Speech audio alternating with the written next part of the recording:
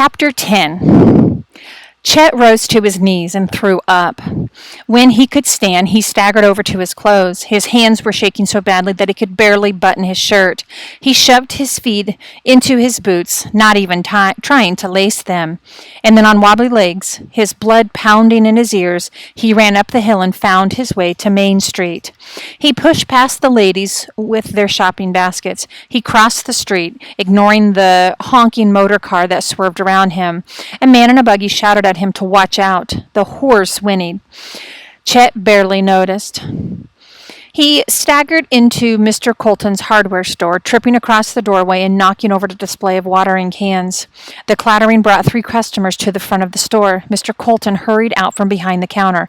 "Chet," he said worriedly, "what's wrong?" Chet opened his mouth, but he couldn't speak. "What happened?" Mr. Colton said. "Why is your shirt covered with blood? Are you bleeding? Who did this to you?" A small group of customers clustered around him, their eyes filled with concern. Finally, Chet got the words out. "A shark." "What?" Mr. Colton said. "A shark," Chet repeated. "Has there been another attack on the shore?" Mr. Colton said. "I didn't see anything in the newspaper." Chet shook his head. "There's a shark in the creek," he said. "I saw it. It crashed into me." The crowd erupted into loud laughter. Mr. Colton offered a sympathetic smile and a hand on his shoulder.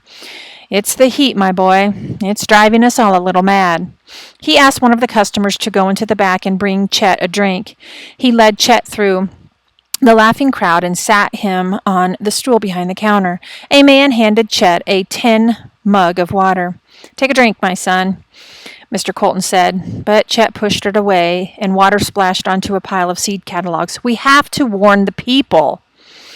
But Mr. Colton just shook his head like Chet was a little kid who was sure he'd seen a unicorn galloping down the sidewalk.